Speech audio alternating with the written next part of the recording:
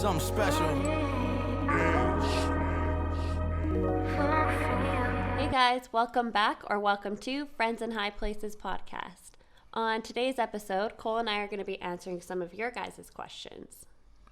Yeah, so basically what we did today is we decided that we would make a post on Instagram basically asking our followers and fans if they had any questions for us that we'd feel free for them to ask us, and we'd love to answer them for you guys. So we got a lot of questions, so many that I don't think we'll be able to answer every single one today, but we're just going to kind of wing it one by one and answer some questions for you guys. And if this is something that you guys are into, then we'll continue to do this, and we'll do this another time after this. So with that being said, thanks, babe, for having me on your show again. I'm super excited. When I say again, it's because we've had a couple trial runs. We've recorded a few of these. I know that Carissa's made posts on her Instagram saying and asking you guys if you would be into hearing what she has to say on her podcast, and she got a lot of really great feedback from you guys, which I was stoked to see. I've also went out of my way without her permission many times to talk about it in live streams and different things like that, and you guys seem pretty stoked about it. So I guess we could get right into it if you're down. Yeah. For sure. Yeah, thank you guys so much for all the love on my podcast. I'm so excited to be doing this, and yeah, let's do this. All right, so I'm going to read the Instagram names, but I'm probably going to butcher them. Should we read the names, or should we just ask the questions maybe? Okay, yeah, we'll just ask the questions. Yeah. This person on Instagram asks, would you ever link up and party with a fan? We have before. I was going to say, I feel like a lot of the times, whether we do meet and greets and stuff like that, I guess you could consider that partying, but it's really just a few minutes that we have with each person that we talk to at the meet and greet. But there's definitely been plenty of occasions where after shows, we've linked up with a fan, whether that be in the parking lot or outside of the tour bus or whatever, and then spent a significant amount of time with them and invited them on the bus, or ran into fans when we got back to our hotel and spent time with them. And it's always a really cool experience to not only like just have a couple drinks and have fun with the people that we know listen to my stuff and follow Carissa, but at the same time, just knowing that they're down-to-earth people just like us, and that we all have a lot of things in common. It's a really cool thing. So as far as that question goes, we definitely have partied with fans before, and I'm sure once COVID is over and we're back on the road, whenever that may be, that will happen again, and we'll continue to party with fans because you guys are fucking awesome, and we love partying with you. So yeah, like all through the years, we've partied with fans after shows, like in all different places and stuff. I mean, I feel like probably in the very beginning even more because the shows were smaller and it was easier for us to have that one-on-one connection with certain fans. Yeah, like think of all the friends we've made in like Europe and stuff. Like for sure. You know, a lot of those we like met them after the show and hung out with them or whatever. Yeah, we've definitely built relationships with fans after shows that we still keep in touch with to this day. You know what I mean? Yeah. Whether that be Europe, Australia, Canada, USA, etc. And like I said, it's really cool. So we know a lot of our fans by first and last names too, just by sharing these experiences with them. Yeah, it's awesome. Next question is, do pineapples belong on pizza? The long-awaited debate. Everybody always asks me this question. I'm going to say hard yes. If your answer and your personal opinion is hard no, I'm not against it.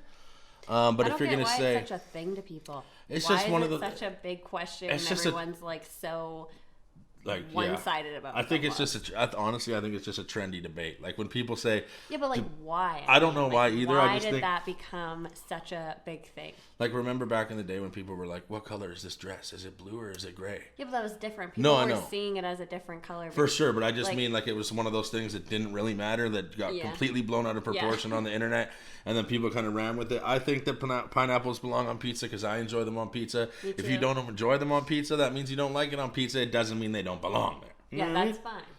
So that's just how I feel. What do you guys have planned for the future? That's such a loaded question. A lot.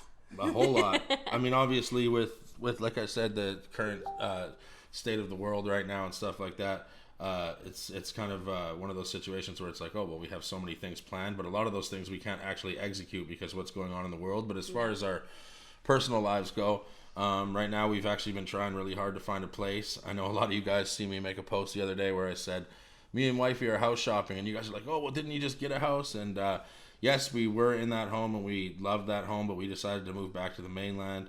We have a lot of family out here. We also have family on the island, of course, as well, which will still be in arm's reach of, but we're looking on the mainland. When I say mainland, to the people that aren't from Canada or may not be from BC, that just means like the greater Vancouver area is where we're specifically looking. Yeah, we were on the island before.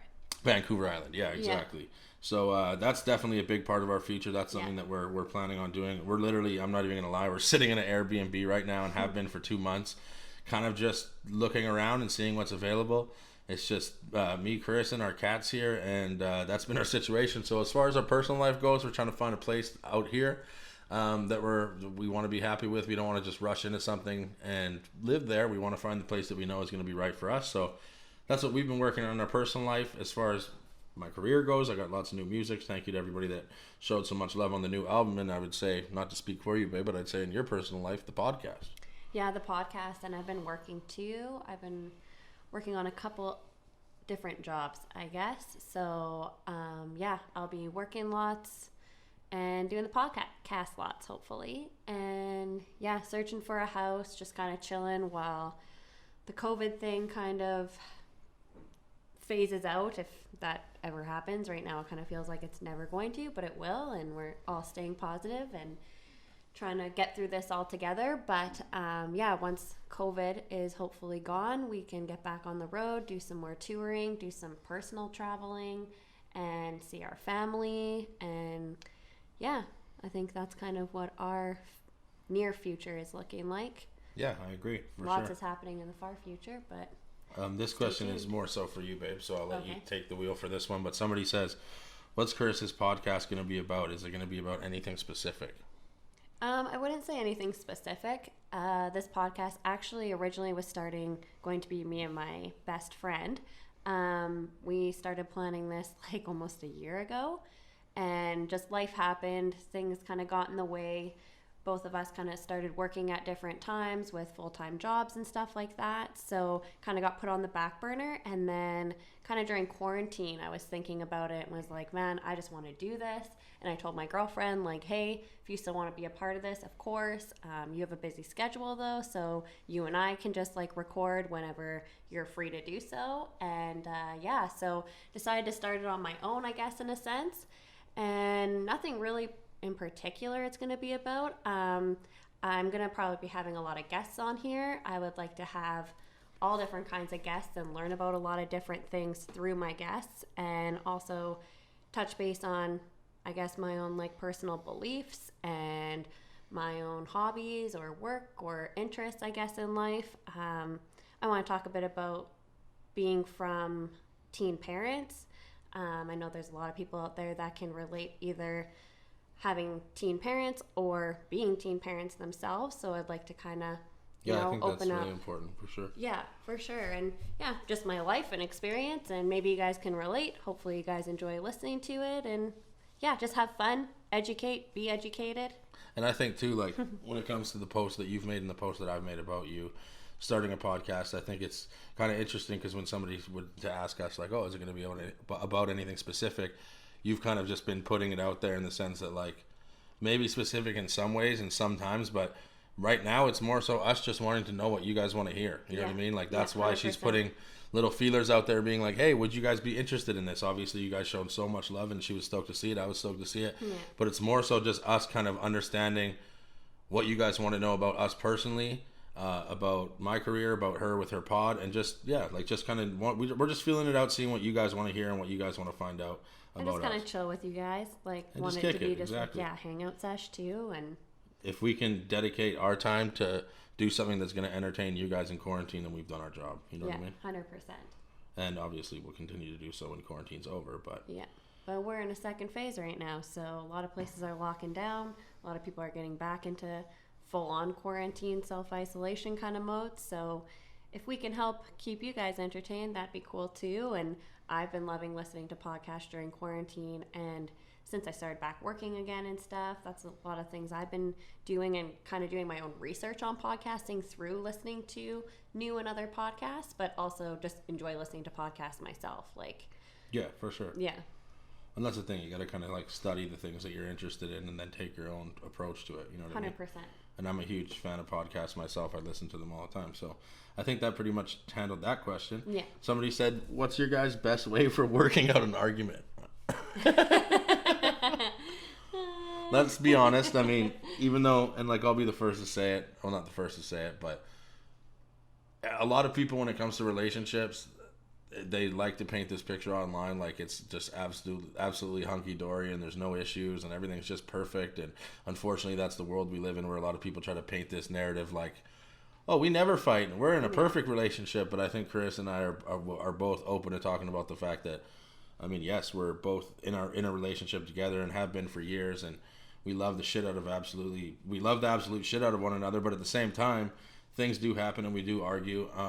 Obviously, of different approaches are taken. I find one thing that we have been doing a lot is, if we do argue about something, instead of just arguing, sometimes we'll just take a few minutes to ourselves to just be ourselves and understand where each other are coming from, and then come back to the situation after and kind of reassess what we were arguing about, why we were arguing, and how we can get to the bottom of it. I know that sounds easier said than done, because in a lot of situations people are mad, you're fuming, and you're pissed off, you know what I mean? But I think that's something that we've been doing a lot lately, and just being able to talk, you know what I mean? Like, understanding that you're not going to agree with everything is key and number one, because there's not any couple in the world that's going to just understand each other 24/7 all the time. Yeah. And once you've understood that and been able to realize that, hey, things are going to happen, we're not going to agree on everything, we are going to argue about things, and things can quote unquote spiral sometimes. 100%.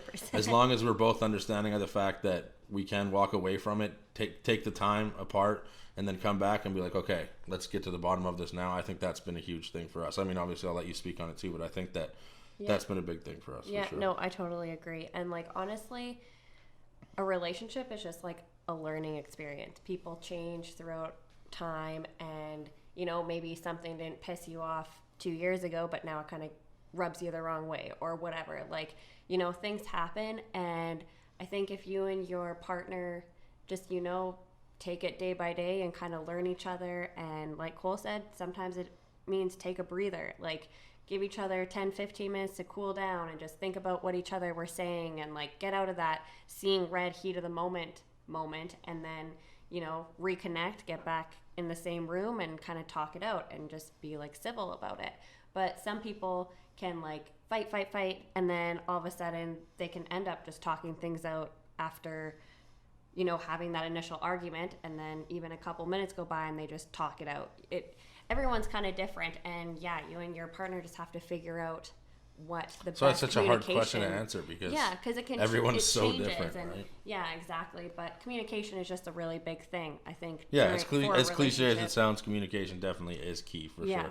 And one thing that you and I always try to do, not to cut you off, babe, but one thing we always do is we always try to make sure that we don't go to bed angry. If we get into an argument, like if we're arguing and we're pissed off at each other, whether it takes 5 minutes to work out or 2 hours to work out, one thing that we always try to do is to make sure that at the end of the day, before we go to bed, that we're not in bed together with our backs to each other, pissed off at each other. Like, we try to always make sure that we don't go to bed angry, and that we at least find some sort of common ground before we go to sleep, and then we'll wake up the next day and it'll be a new day and we'll have a whole new approach. So yeah, 100%.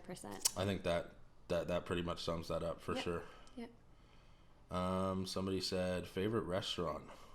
It's kind of funny because Chris and I travel so much that we realize that some places have the restaurants we love, some places don't. Sometimes we'll go to a certain country and we'll discover a restaurant that we love. Yeah.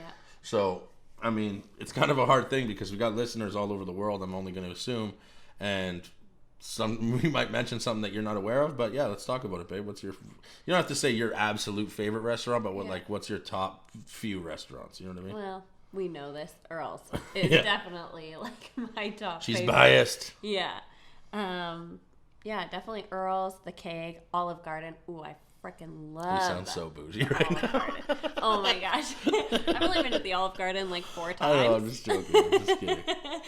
But yeah, I'd say those are like definitely my top 3.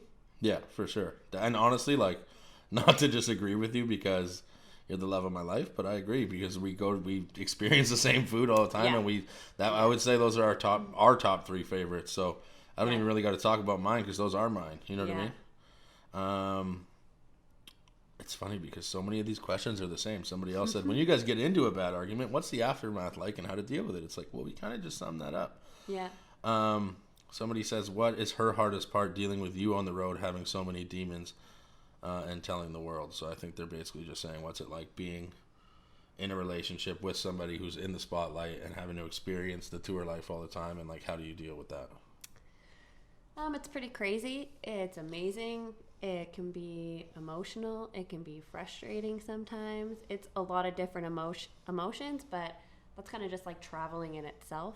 But it's incredible. I have a blast going on tour with Cole, and even though, you know, it doesn't always run smoothly 100% the entire time, Cole and I've been through some really difficult tours and some pretty... Where it's been just you and I. And no, yeah. I'm talking no merch guy, no manager, no DJ, no openers, nobody. Just literally Carissa and I in Europe just doing everything we can to get to these shows and do everything. And I feel like, I think we may have spoke on this before, but I know I have in interviews, but I believe that like if we're able to sustain our relationship through a tour where it's just you and I literally just in hell together going out there and doing what we can, I think that we're built for anything that comes in the future as far as touring goes. But yeah, we've been through some pretty crazy times, and like that's another kind of episode I want to do, is Cole and I talking about like crazy tour stories, because I feel like we have a lot of stories you guys would be like, holy shit,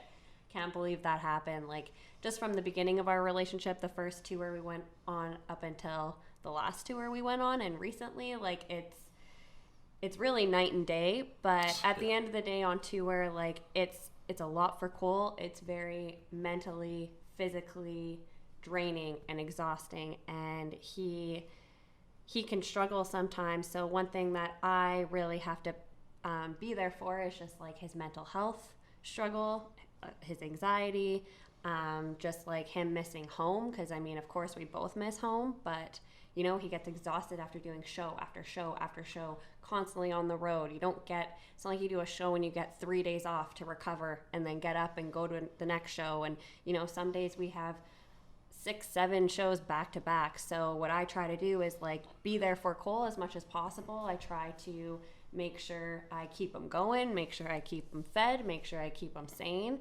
And sometimes it can take a lot out on me too, because even though I'm not the one getting up on stage and doing that big significant part of it, I am also trying to do my best to do whatever I can behind the scenes, whether it's helping the tour manager, the merch people, the acts, the DJ, everyone kind of... I don't think people understand how much you go above and beyond. That's the thing too, is like, yes, being there for me and being my support system is one thing, and of course I'm super grateful that you do that for me, and I wouldn't be able to get through these tours without that.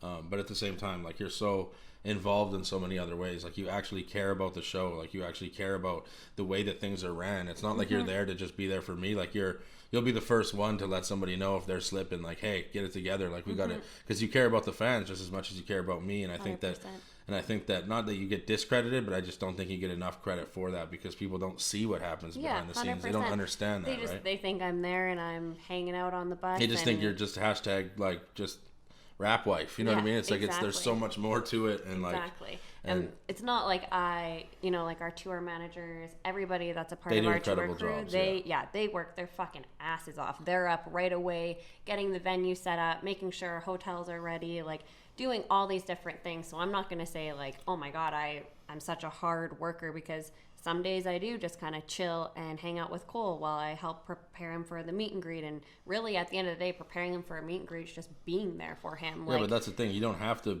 necessarily, like a lot of couples, I've seen it before on the road, where you don't have to, as wifey, you don't have to necessarily be right beside me at the meet and greets. But if you're there and you're able to, I mean, don't get me wrong, you're not going to be able to be at every single one. But if you're able to, like, you'll go out of your way to make sure that you're physically there for me too, because like there might be a time where I'm doing a meet and greet and there's 100 people in line about to meet me, and I might have a panic attack for whatever reason, and to turn around and know that you're there is a huge thing for me. You know what I mean? Yeah. So yeah, no, for sure. Yeah, it's a pretty crazy lifestyle, but it's amazing, and it's so much fun, and it's so incredible, and I wouldn't change it for the world. That's for sure. It's not easy, but it's amazing. That's for sure. Somebody says, and this is kind of going back to what we were talking about, what's the podcast going to be mainly about? So we'll overlook that part just because we already answered it, but they want to know how often they can expect episodes once it starts. I think that's kind of a thing that we're going to have to kind of wing and still feel out. Yeah, I'm hoping weekly. I'm hoping to Yeah, I think that would be a safe, I think that's a safe answer for sure. Yeah, I would like to, but I mean, if the beginning I'm not dropping one every single week, bear with me, but I'm hoping that I will get to that point a lot sooner than later. That's for sure. Yeah, for sure. And then Tyler Cater, I'm naming him because he's our DJ on the road, and he's also a big part of our live show, and Yes, somebody he that's is. there through all the madness. Ask what shows are you guys watching right now, because he knows we love our show. So I'll let you take the wheel there. Well, Since it is your podcast and everything. yeah. Well, the main show we're watching right now is Blacklist, Yeah. and I fucking love it, and so does Cole. I actually started watching it with my dad and his girlfriend, and I told Cole, like, we gotta watch this together. Like, you're gonna love it, because Cole and I love our Law and Order SVU. Yeah. We even went through like a Criminal Minds phase at one point. Yeah. I remember. So yeah, we really like the Blacklist right now. And yeah, Law and Order SVU just started up again, so that's something we'll be Definitely watching stoked weekly. about that too. We just watched, not to give away any spoilers if anyone's listening, but we just watched the first 2 episodes of the new season, and we thought it was kind of crazy to watch it in the perspective of the way that the world is now, like with COVID and everything. And yeah, we're definitely big fans of that. When it comes to Blacklist, it was funny because Carissa, like she said, started it with her dad and with her dad's girlfriend, and I'm always the guy that's like, oh, well, if you've seen it, then I don't want to watch it. I want, like, if I'm going to watch something with you, then I want to watch it for the first time with you so we can enjoy it for the first time together. Yeah, I love it, and it also drives me crazy. But Like that but sometimes. thankfully in this situation, not gonna be wrong. Sometimes I'll still bite the bullet and be like, okay, I'll watch this movie that you've loved your whole life, and we'll still enjoy it together. But in this situation, your dad and his girlfriend had been watching it for so long already that by the time you picked up on it, it was already a few seasons in. Am I wrong? Well, yes and no. So they hadn't watched it before me. Well, okay, yes, they did. They found it while I was gone in Alberta visiting family. Oh, okay. So they started so it while they you started it. like weren't present. Yeah, and then when I got home and I went there, I watched. I think they were still on the first season, so I watched a little bit of it. And so then we're about to catch up real quick. Huh? So we're gonna catch up soon. Oh, 100%. Yeah. Sure. And then, I just kind of have been back and forth to their place because I'm actually working with my dad's girlfriend right now. So At an undisclosed location. yeah. So I've been going from the Airbnb and to my dad's place and like staying kind of both places. So they've just like continued watching it while I come back to the Airbnb and spend like 3 or 4 days here. So then they'll get ahead. But it's just like one of those shows that you, in a sense, can kind of just start and end and start and end randomly. Yeah, for sure. And I love those shows. I don't want to say too much about it. No, for sure. But it's like I think what you're trying to say is it's one of those shows where, don't get me wrong, the actual show itself is like very articulate and you have to pay attention when you're watching it. But I love shows where you can kind of just start anywhere and not have to think too hard. You know what I mean? Yeah, like Law and Order SVU. Like there's a case every single show. Yeah. But then there's also a backstory to the show as well with the main characters, right? So that's like Blacklist. So like just like the other shows that we watch that are like not so serious, like the Modern Families, like the same kind of thing. 100%. It's just like every episode is like based in like in a different setting where it's not like every episode follows what the last episode was about. Yeah. So. But yeah, other than that, that's a couple of them though, for sure. Yeah, those are kind of the two main. There's a new Dave season. Hey. Oh, there is. I didn't even know. I'm pretty sure there is. Yeah. Season 2? I think so. Or is it season 3? No, 2. Anyway, regardless, we love Dave. Yeah. Shout out to Lil Dicky. If you haven't seen it yet, Lil Dicky has his own show where he basically just plays himself. It's called Dave. We really enjoyed it. Yeah. Shout out to Lil Dicky as well, just because we've actually got a chance to meet Lil Dicky, spend time with Lil Dicky. We partied with Lil Dicky in Kelowna. He was an awesome guy, so shout out to him. I seen a flyer for the show in the grocery store. Oh, so that's how you saw it. Yeah, I'm definitely cool. That's the first thing I'm looking up once we're done this episode. Somebody said, "What's Carissa's favorite places in Europe and why?" Ooh, that's a tough one. Let's knock it down to like top 3. Yeah, 100%. Greece, Spain, and it's a hard one. UK, maybe. UK, Italy. Yeah, it's kind of I love tough. so many. Yeah, UK. So the UK, I feel like I'm at home when I'm there. Yeah. I think I was from there in another life or something, because sometimes I will also have a British accent, or English accent, which is weird. But I just love the UK. Love it. Love the people. Love the food. Love the fashion. Love everything about it. Greece, because I grew up wishing to go to Greece one day. loving it. Sisterhood of the Traveling Pants was one of the big reasons why, but and that's something I knew about you before we even experienced that together. Like it was cool that music was able to bring us there. You know what I mean? I'm sure that we would have found our own means to go and visit there eventually, just because it was on your bucket list. But it was just cool that it'd been one of those places that you'd always wanted to see, and then we ended up touring out there with a purpose, and then specifically made sure we had time off out there so we could enjoy it outside of being on tour. Yeah, it was incredible. It's just so beautiful there. The people are so amazing there, and I fucking love Greek food. And I was gonna say food, for sure. That's why I love Greece. But we do got to go back, and we have to visit like Thessaloniki. I want to bring you to Crete. Yeah. I went to Crete with Snack a couple years ago, so definitely would like to go to Crete and just show you the actual Greek islands. You know what I mean? 100%. I loved Athens though. Athens was so cool. Yeah, for sure. Frickin' loved it there. Now you got to tell us why you love Spain. Spain, because I fell in love with Spain when we went there for the first time. We have great friends from out there. That might be a big reason why I fell in love with it. But Cole and I stayed in Malaga specifically. We went to Barcelona too, which was incredible. Love Barcelona as well. But Malaga was I don't know. I think back to Malaga and I'm just like, oh, I hope we can go there once a year for the rest of our lives. For sure. Because that place is just so amazing. It's so cute. We had a great stay there. And we're just so well taken care of. Like the people, like she said, we're just so nice and just so welcoming. And another place that obviously music brought us, but there was one point where we had over a week off there. Yeah, we stayed in that hotel. Yeah, and we loved Malaga, we loved Granada, we loved Barcelona, we loved Granada, all the places out there. Shout out to Spain. I can't even remember them all because we've literally pretty much seen all of Spain, but we definitely have to get back there soon because, like she said, we have a lot of friends out there that we consider family to us. So shout out to them if they're listening. Yeah. I got so stoned in Barcelona when we went there. Yeah. Oh my gosh, we went to that vape lounge dispensary. Remember? It was for sure. It's crazy too because Barcelona is becoming the new Amsterdam, which a lot of people aren't aware of. So. My dad and I were just talking about that. Oh, really? Yeah. Cool. Yeah, that's awesome.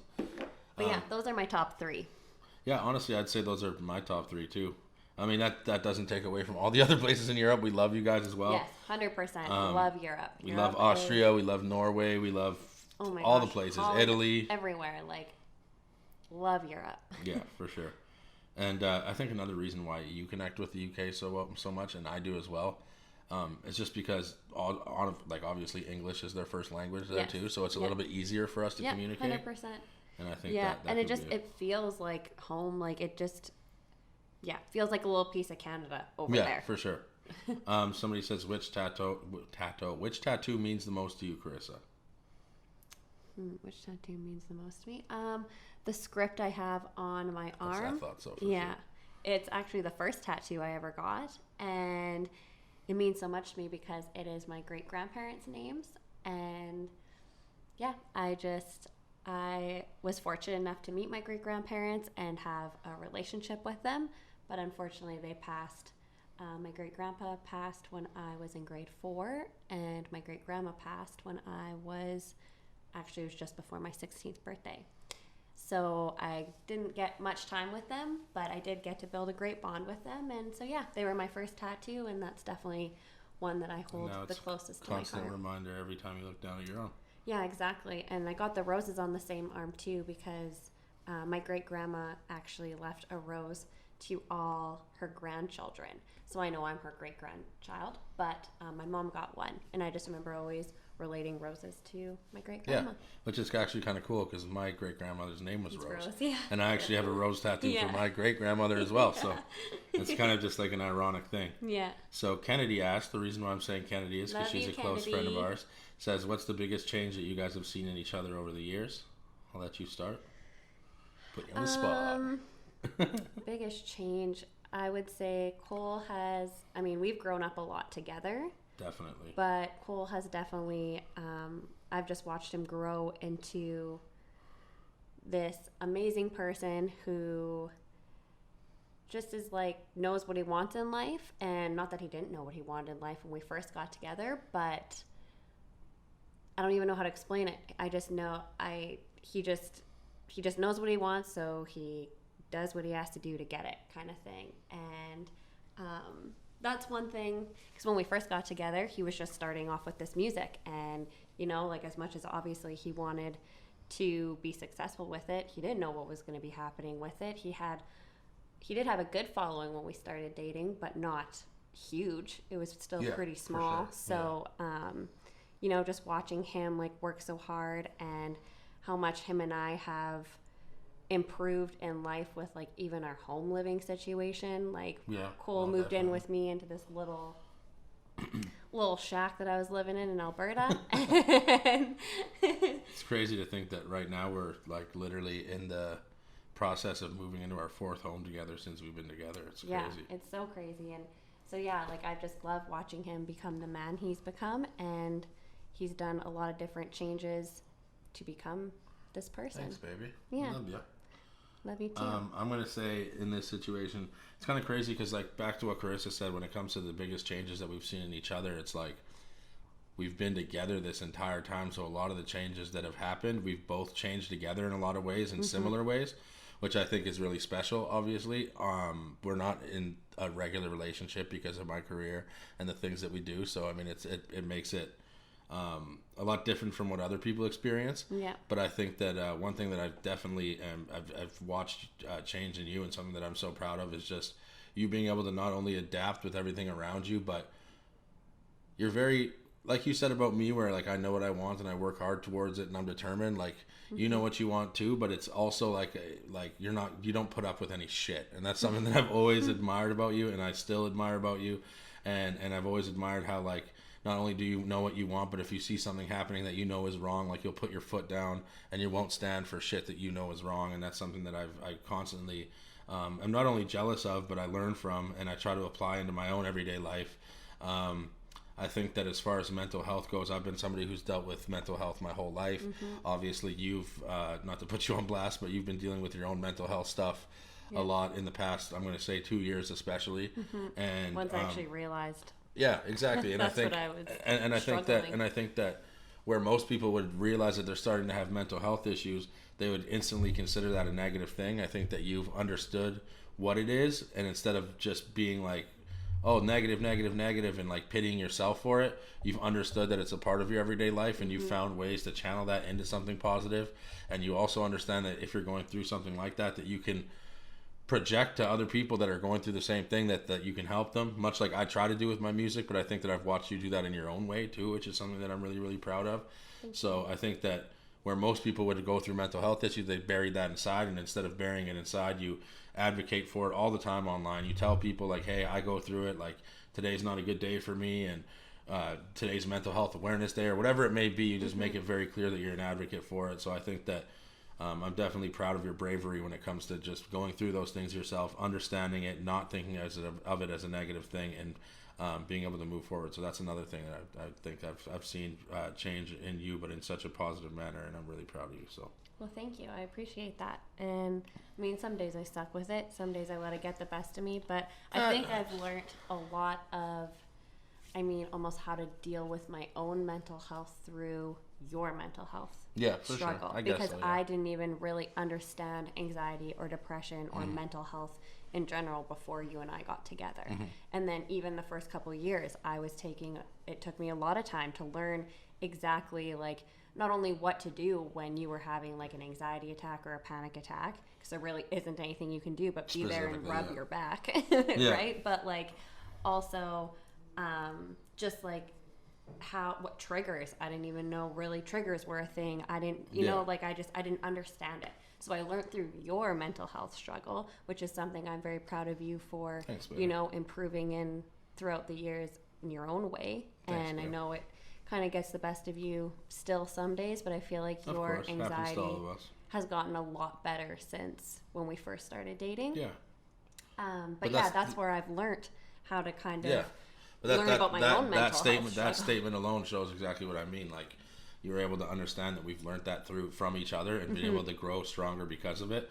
And that right there is a positive thing. I'm a firm believer that when it comes to anxiety, especially, just because that's something that I deal with the most. I mean, obviously I deal with depression as well, PTSD from crazy situations that have happened to me and stuff, but I think that there's so much positive that comes with anxiety. Like, if I wasn't an anxious person and I didn't overthink absolutely everything in my life, you know how many times I would go out and do something that I would regret because It's my anxiety that's saying, oh, well, if I do this, then this could be an outcome, that could be an outcome, this could be an outcome, that could be an outcome. And if I didn't have that little voice in the back of my head making me overthink everything, even though the overthinking is so stressful and so overwhelming, I probably would have made a lot more mistakes than I would have if I didn't have anxiety. And I think that's a really important thing. So I agree. Yeah, for sure. OCD anxiety. Woohoo!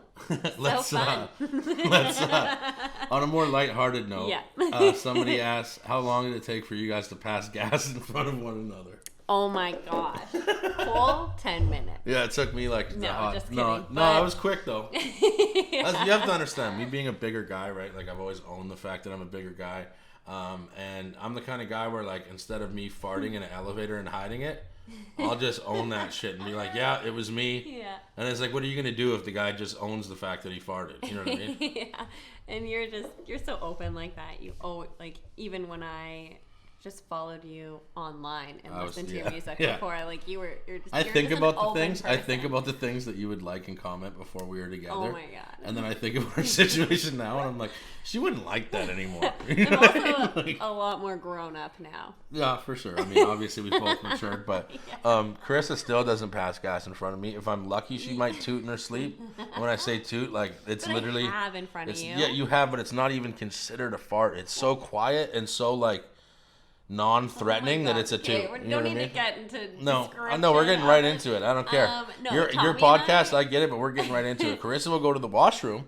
She'll leave the washroom, and then she'll say, "Babe, maybe just give it a few minutes before you go in there." Okay, enough. I'm like, "Nah, I'm diving head first in there." Enough. Tommy, who is my best friend. Shout out Tommy. Yeah, we're just talking about Happy birthday, this. Pat. Happy birthday, Pat. With the girls when I was in Alberta, hanging out with all my girlfriends.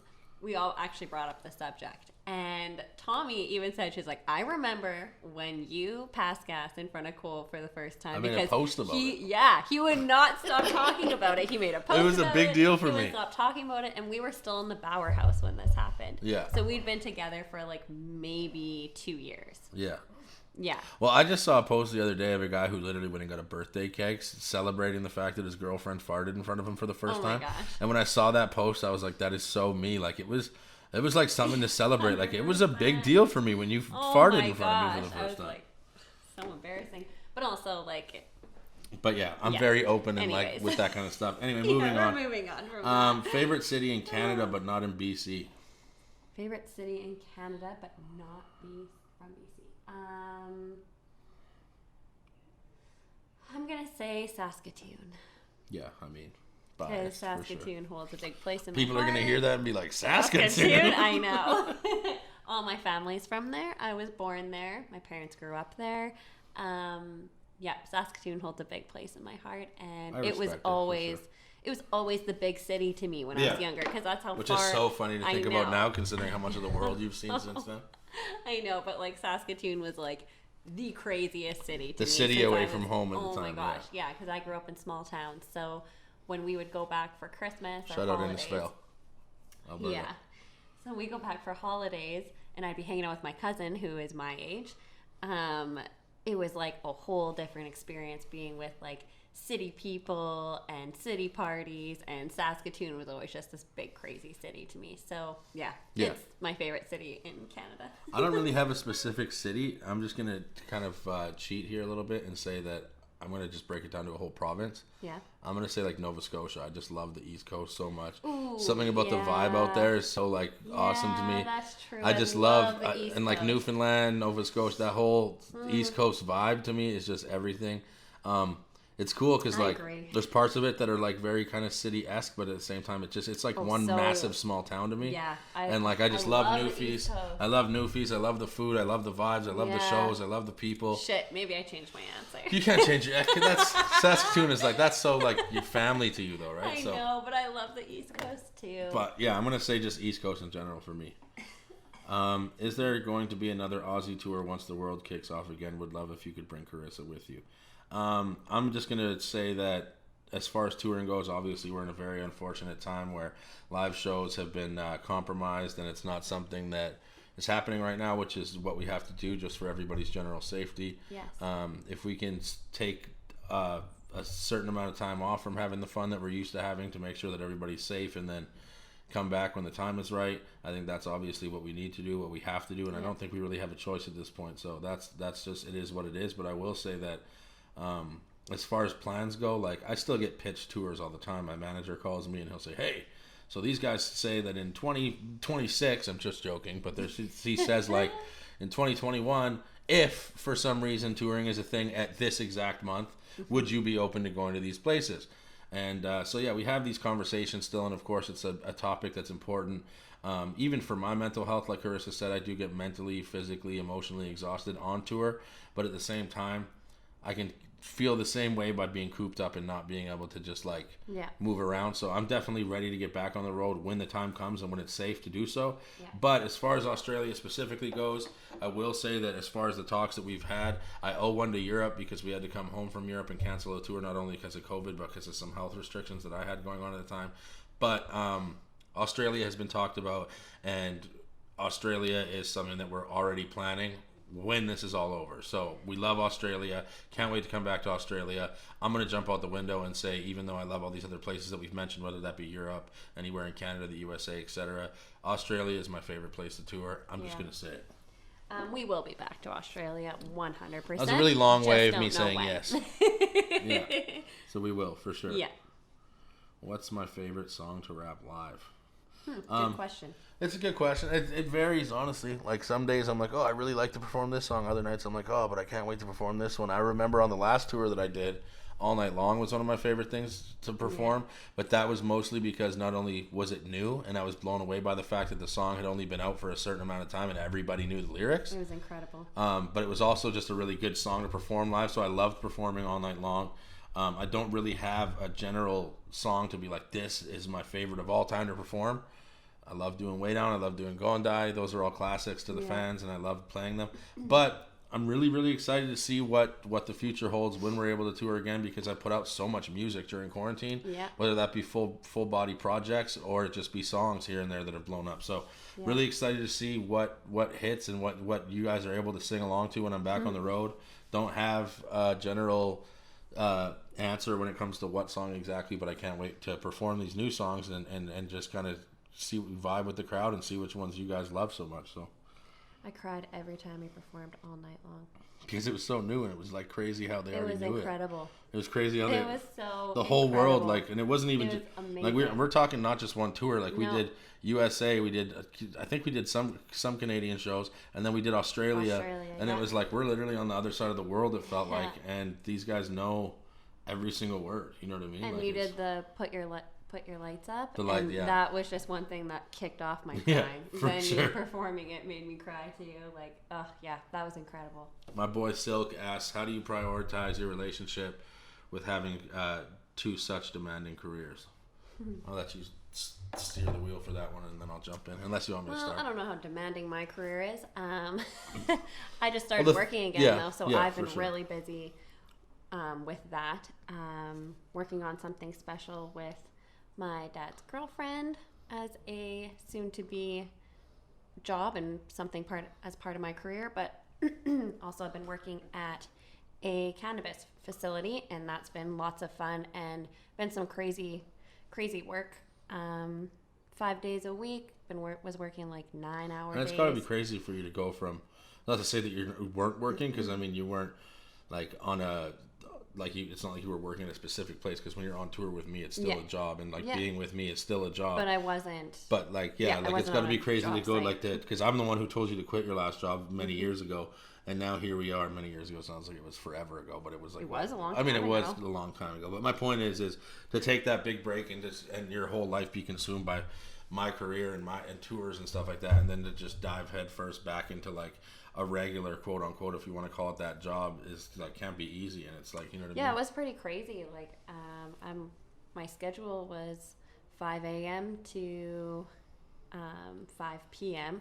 I didn't start work at 5 a.m., but I get up. That's when you get up. Yeah, and was going to bed by like 8 p.m. Like my whole day schedule completely turned around. Cole and I, used to stay up all night, sleep all day, because that was our tour life, and it was so hard to get off that schedule.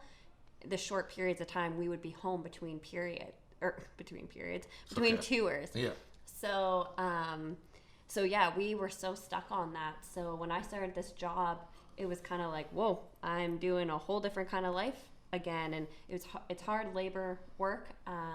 Lots of fun playing with the plants for sure, but there's a lot of other stuff that goes on behind the scenes. You've been passionate about before. Sure. Yeah, for sure. And I'm loving it so much. So it's so great. And that is just something new. I've only been working there for about 3 months now. And to go back to like what we were talking about earlier, that's also something that I'm really proud of, is the fact that you're able to like understand when it's time and when it's important for you to step out of the energy that is my career and Mercules, and understand how important it is to find your independence again. And I think the podcast is also a great example of that. Yeah, that's what I was going back to a regular job. Not that you need the money, because we don't. You're doing it literally for the simple sake of being able to find your independence and just remind yourself that at the end of the day, you're you, and that you're important too. It's not all about my life, my job, my career, whatever. Yeah. And that's another thing, back to Kennedy's question, that I've seen change a lot, that I'm really proud of. And also speaking to Silk's question, because his question specifically was like, how do we prioritize? Yeah. So I would say to prioritize, like, at the end of the day, we both have to, I have to understand as Cole Stevenson, as your partner, when to shut off the Mercules switch. Not to say that when I'm on, and we've had this conversation off air, just you and I, all the time. Like, I need to understand, not to say that when I'm on stage, that when I'm Mercules, I'm not me, because that is me. Yeah. But it's a version of me. You know what I mean? And it's very genuine. It's not ingenuine, or disingenuine, I should say. I think that's the proper terminology. But I need to understand that when I'm not on tour, and when I'm off the road, and when I'm at home and I'm with you and I'm spending time with you, and we're us as a couple, and I'm Cole and you're Carissa, that I need to understand when that switch turns off. And what I mean by that is like sitting on your phone all day, updating social media, refreshing something. How many likes did this post get? How excited are people to hear new music? Not that I don't want to hear from you guys, but at the same time, I have to understand that I have a life outside of this. She has her own life outside of this. And we have to understand that we both have our own personal lives outside of this in order for us to prosper together as a couple in a relationship, trying to get through this honored, like as a team outside of the music. And I think that it's that just us both being able to say that out loud and understand that is a really important part. So speaking to Silk's question, I think that's really important. And I think quarantine's done that. I was just gonna say, quarantine's really like helped with that, because Cole and I have been able to live a normal life. We're not so busy, like, and not to say that when we're on tour it's not normal, but like, well, but it isn't a normal, it's a regular life for the regular person. 100%. Like, it's a completely different way of living life. For sure. You know, we do things like planning errand days, where we go out and do some running around, get some groceries, get some stuff for the girls, aka our cats. Maybe just go for a little shop for our own self, you know, like just get out there and do something. Or the opposite, we have a lazy day together, and we just kind of nothing wrong with lazy days either. Yeah, no, not at all. And we'll just like watch shows and hang out and just kind of enjoy each other. So. And another thing that I pride myself, sorry babe, not to cut you off, but okay. Another thing I pride myself on when it comes to our relationship, so I should say we pride ourselves on, I think personally, is that also we're aware of the fact that we're going to get on each other's nerves if we're together 24/7. So like Carissa was saying, when it comes to going back and forth from her dad's when she's going to work and then coming here, well, I'm at the Airbnb trying to look at this new place for us. And even once I move into that new place, her dad's place being not far and her being able to go back and forth, I think it's really important that we realize that we don't have to spend every second of every day together to know that we're in love. You know what I mean? Like, it's important that we understand and be mature about the fact that we're going to get on each other's nerves, and that it's important that we have our own personal space. And there's nothing wrong with that. It doesn't have to be a negative thing. And me personally, I've always been somebody with like separation anxiety and stuff, because it just comes with the anxiety that I already have. And like, I used to think like, if Chris is like, oh well, I'm going to go here for a week if we're not getting along or something, like I'm going to go see some friends, spend some time with family. To the average person, they might think of that as something negative, but I've come to understand over time that, you know what, that's what we need sometimes. Sometimes I need to step out of our energy and get back to my energy, and sometimes she needs to step out of our energy and get back to her energy. And if we're not able to do that, then we're not going to be able to grow stronger together as a couple. And I think that that's something that we've realized that we've really applied to our relationship, especially as of lately, and it's done nothing but help us. So I think that's another really important thing as well when it comes to what Silk was talking about. 100%. It's a healthy thing to do, and it doesn't mean anything negative or bad towards your relationship. It just means, people get on each other's nerves. Man, if I'm around my family for too long, I start getting a little bit like, hey, I need my own space. I need to kind of be in my own environment and area. And nothing against my family. I fucking love my family to death. But I know we all feel the same, Other people can consume your energy and can take up a lot of your energy where 100%. You're like, fuck, I need to recharge. So, if that happens with you and your significant other sometimes, it's okay to just kind of like do your own thing for a couple days. And that's one thing that, me having this job now, I do that. I go and stay with my dad and his girlfriend for the days that I work during the week. And then I come home to the Airbnb to Cole and the girls, and we spend our quality time together. And yeah, it's just something that we have learned works really good for us, and it shouldn't be looked at as a negative thing. Yeah, for sure. Yeah. Hope that answers the question. No, that definitely answered the question on both fronts. Somebody said weirdest or creepiest fan interaction. I already know the answer to this in my personal opinion. I got two that both involve, I guess you could say both involve us. Yeah, they do. I'll start, and then you can think if you have any specifically, but I'm going to say for sure when Carissa and I first started dating Carissa, and I was by no means as quote-unquote famous, which I don't even like that word, but I wasn't as quote-unquote famous as I am now, or well-known, whatever you want, popular, whatever. There's so many different words for it, but as I am now. But even at that time, I did have a fan base, and I did have a lot of people that were very big fans of mine, and there's nothing wrong with that. But Carissa wasn't used to that, and she had to adapt to that. So poor little Carissa here didn't realize that once we started dating publicly, whether that be Instagram, Facebook, showing that we're in a relationship, she was just like every other girl who had their phone number and their info on their Facebook. And one day out of nowhere, we're just chilling at the house and we're just watching something, and her phone rings. And did it say private, or was there a number? I can't really remember. I think there was a number because we called them back. But yeah, so her phone starts ringing, she answers, and what did he say to you? I was like getting ready for work, I remember. It was so crazy. Fuck, this was a long time ago. It was like when we first started dating. Did they just say like, hey, is Mark there? I think it was Hayes. No, I think they said Cole. I don't know. Anyway, it was so long ago we can't really remember. I just remember how creepy it was. Not to say that like fans trying to get a hold of me and stuff is creepy, but this was just drawing the line. Like, this is crossing the line. Someone called my personal number. Yeah, let me say, like, any fan that's met me, I can confidently say that there's probably very few, if any, negative experiences that fans have had with me, because I always try to go above and beyond for the people that support us. But in this situation, it crossed the line. So somebody called Carissa's personal phone number because they saw it in her about section on Facebook at the time, and basically were asking for me. And of course she's like, babe, like, this person wants to talk to you. And then I grab the phone, and then they're like kind of quiet and like a little bit nervous, and then they're like, oh my, is it really you? And then I quickly came to realize that this person was a fan who tracked down her number on Facebook and was calling her personal number to try to get a hold of me before she goes to work that morning.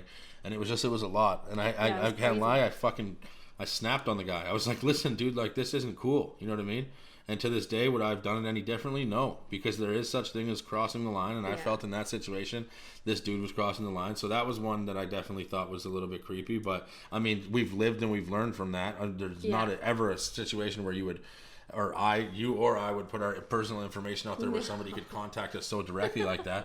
But I didn't even know it was like that on Facebook, and I guess it never was a problem. Well, yeah, because you probably put it there years before, and like had just forgot it was there. When I first signed up to Facebook, for sure. I guess one that I can think of, it wasn't really a fan interaction, but I know it was fans because just of what happened. So in our very first house that we lived in, well, I don't ever smoke in my houses, but anyways, I was outside having a hoot, and it was all like grungy looking, like I was all grubbed out. Is this the van or that vehicle? Yeah. Okay. And I'm sitting on the front step, and Cole was actually on tour. And so I used to live in Red Deer, Alberta, and that's where Cole moved in with me. So small town Alberta. And so there were a lot of fans from there, and shout out to everyone who supports Cole in Red Deer. Like, love you all. But this was just a weird moment for me. Yeah. They found out where we lived, and I was sitting outside having a hoot, and all of a sudden I kind of like look up, and this car just slows right down in front of our house, and they're all staring at me. And I'm just like, what the fuck is going on right now? Like, why are these people looking at me? I don't even know who they are. And they're just staring. And so then I went inside because I was freaked out, had like a panic attack, I remember. And then I called Cole and I was like, oh my God, like, listen to what just happened. Like, why would somebody do this? Yeah. And Cole was like, oh, babe, maybe they're fans. And I was like, oh my God, that's exactly what it was. Because they weren't really looking at me. They were like looking around our house. So they were trying to see if Cole was outside with me. Or if it was really you and they could confirm that you were Mercules' girlfriend. Yeah, you know what I mean? it happened a couple more times after that. I got a little bit more used to it because but when of these, that and you have to understand, situation, like, and the fans have to understand, the listeners have to understand that when these things happen and I'm not physically able to be there, it pisses me off 10 times more than it would if I could just walk outside and be like, what the fuck? You know what I mean? So that was definitely one for sure. I think this one's kind of, it's on a more lighthearted note, and you've experienced it and I've experienced it, but fans at meet and greets just basically being like, so my wife or my husband gave me a hall pass. Is it okay? Like, are you guys down to like go fuck after the show? And like, don't get me wrong, we have a lot of friends that maybe do engage in these things. Shout out to Jelly, shout out to Bunny, they do their thing. That's fine. I got so No much judgment. love. No, listen, I got so much love for both of them. But like that, and not to say that like that's like creepy or weird. It's just that wasn't something we were used to at the time. You know what I mean? 100%. So to have people walk up and just be like, hey, so yeah, like, great to meet you, love your stuff. But anyway, just cut to the chase here. Like, after the show, are you guys down to go to the hotel and have sex? You know what I mean? Like, it, and especially for Carissa, who's not like a very openly sexual person all the time. Like, it was, she was just like, wait, that's a thing? Like, people just like openly ask that? And I'm like, yeah, it's kind of like comes with the lifestyle. You know what I mean? So it wasn't like, I wouldn't say it was weird or creepy, but it was funny. And for Carissa, it was just a new thing that she wasn't like, aware was a thing. You know what I mean? Yeah, okay. So that's definitely a funny one too. Yeah. Honestly, we have a lot more questions, but I think maybe we should kind of just put this one out as a feeler, see what the fans think, and then we'll continue to maybe answer more questions, and then do maybe do a part 2 to this, I think. Yeah, for sure, 100%. We got lots of questions, so we can always do a second part to this. But hope you guys enjoyed our answers and chilling with us. And thanks for tuning in. And I'll talk to you guys soon. 100%. Thanks for having me on the show, babe. Love ya. Love you.